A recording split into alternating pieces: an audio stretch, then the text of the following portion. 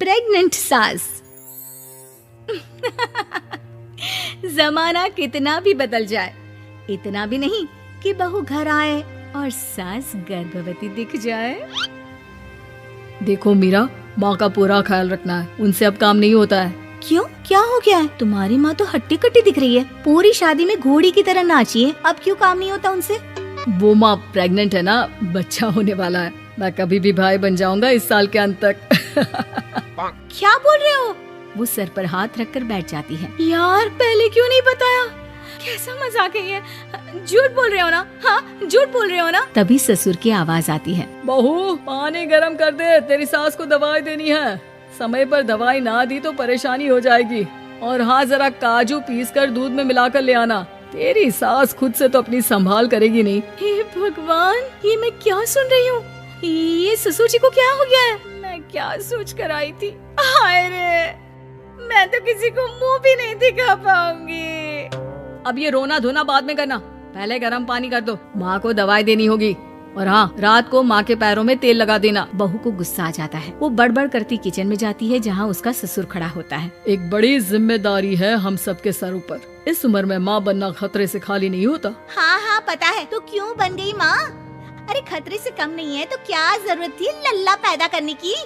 कैसी बात कर रही हो बहू? क्या तुम खुश नहीं कि घर में एक नया मेहमान आएगा, छोटे छोटे पैरों से पूरे घर में घूमेगा? पिताजी, ये हाथ जोड़े आपके, आप यहाँ से जाओ। ये शायरी बाद में बताना, अभी मैं पानी गरम करके थर्मस में दे देती हूँ। सारा दिन पिलाते रहो गरम पानी। और हाँ, ये बच्चे की बात बार बार मुझसे कोई नहीं करेगा।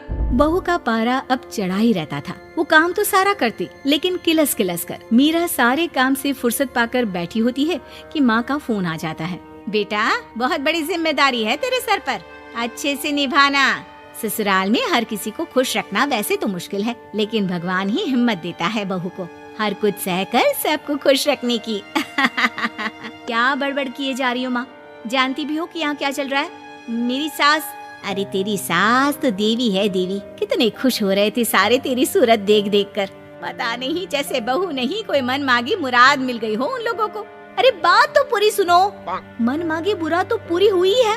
अरे मेरी सास को बच्चा होने वाला है, प्रेग्नेंट है वो। क्या बकवास कर रही है मीरा? ये बात किसी को कहना मत। मुझे तो बता दिया, लेकिन अब अपनी जबान सिल ले। कहाँ है तेरी सास? बात तो करा मेरी। पूछू जरा, पोता पोती खिलाने की उम्र में खुद का बच्चा खिलाने का शौक कहाँ से आ गया?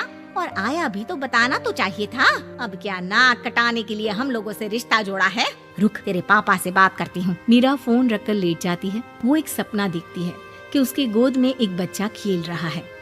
भाभी की गोद में कितना खुश दिख रहा है ना, लग ही नहीं रहा कि भाभी है। मैं तेरे लिए क्या लाया हूँ, सोने की बालियाँ। तेरी शादी में तो मैं बुढ़ा हो जाऊंगा ना। अरे कैसी बात कर रहा है बेटा, इसकी जिम्मेदारी तो तू ही लेगा। हम लोगों का तो कोई भरोसा नहीं, कब ऊपर वाला उठा ले। बहू को सास को देख देख कर गुस्सा आ रहा था। तभी वहाँ पड़ोसन आ जाती है। अरे बहू, तुझसे तो पूछने से भी डर लगता है कि कब खुशखबरी सुना रही है। अब तो अपनी 1 महीने की ननद की ही जिम्मेदारी संभाल ले, बहुत है। अपने जेवर भी रख देना और पैसे भी जमा करना शुरू कर दे। वो बात आगे बढ़ाती उससे पहले ही बहू जोर से चिल्लाकर उठ जाती है। नहीं नहीं नहीं नहीं, मैं अपने जेवर किसी को नहीं दूंगी। अरे कौन ले रहा है तुम्हारे जेवर? तुम औरतें भी ना सपने में भी जेवर ही संभालती रहती हो। मैंने जो सपना देखा है ना, सुनोगे तो होश उड़ जाएंगे। अच्छा, तुम अपना सपना बाद में बताना, पहले मेरा सुनो। कल मैंने इतना अच्छा सपना देखा कि अगर वो पूरा हो जाता है ना तो मैं तुम्हारे लिए रानी हार बनवा दूंगा। बहू अब सारे गम भूलकर पति का सपना सुनने में लग जाती है। अरे क्या सपना था, बताइए ना। बोलिए भी तो, क्या सपना है? मैं पूरा कर दूंगी अगर बात रानी हार की है तो। बोलिए बोलिए। मैंने रात को सपना देखा कि माँ को बेटी हुई है और मुझे बहन। सच्ची, इस घर में बेटी हो जाए तो मैं तो झूम ही उठूं। मीरा का मुंह बन जाता है। वो चुप हो जाती है और सपने की बात याद करती है कि बेटी हुई तो उसे ही अपने गहने उसे देने होंगे। फिर तो रानी हार की जरूरत पड़ेगी ही। भाई, लड़की बड़ी होगी, उसकी शादी होगी तो जेवर तो चढ़ाने ही होंगे ना। कहाँ से आएंगे वो? कितनी समझदार हो तुम मीरा। मैंने भी यही सोचकर तुम्हारे लिए रानी हार लेने का सोचा था। अरे फूटी किस्मत मेरी, जो ऐसा परिवार मिला। मेरे पापा की तो मैं अभी क्लास लगाती हूँ, जो सब जानते हुए भी ऐसे परिवार में मेरी शादी कर दी। बहू पिता को फोन लगाने ही वाली होती है कि ससुर की फिर से आवाज आती है। बहू गरम पानी ले आ जल्दी, थर्मस में खत्म हो गया है। बाद में खबर लेती हूँ मैं पापा की, पहले सास को गर्म पानी दिया हूँ। बहू अभी किचन में काम कर ही रही थी कि मीरा के मम्मी पापा आ जाते हैं। वो हाथ में ढेर सारे फल लेकर आते हैं। मीरा के पिता मीरा के ससुर से कहते हैं, लीजिए भाई साहब, ये फल रखिए, बहन जी को खिला दीजिएगा। वैसे कैसी है उनकी तबीयत? बस पता तो है आपको, ऐसे वक्त में जो होता है बस वही सब। मुझे तो सुनकर बहुत गुस्सा आया था, लेकिन चलिए, भाग्य में जो है लिखा उसे कौन टाल सकता है। डॉक्टर को दिखाए? हाँ, बस डॉक्टर आने ही वाला है। अच्छा हुआ आप लोग भी आ गए। उतने में एक सुंदर सी लेडी डॉक्टर आती है। पेशेंट कौन है? आप? अरे नहीं जी, मैं तो बहू हूँ इस घर की। मैं तो अभी सोच भी नहीं सकती पोता या पोती के बारे में। अभी तो मेरी सास ही। अरे चुप हो जाना, देख तो ले, डॉक्टर है ये, किसी के भी सामने गुस्सा फोड़ देती है। डॉक्टर कमरे में जाती है और थोड़ी देर बाद बाहर आ जाती है। पीछे से सास भी निकल आती है। हे भगवान, इतना दुख तो किसी को भी ना दे जितना मुझे दिया है। देखिए बहन जी, आप लोगों को तो ये सोचना भी नहीं चाहिए था। वही तो मैं भी कह रही थी कि आप लोगों के लिए तो सोचना भी गुनाह है, लेकिन अब पछताए होत क्या जब चिड़िया चुग गई खेत।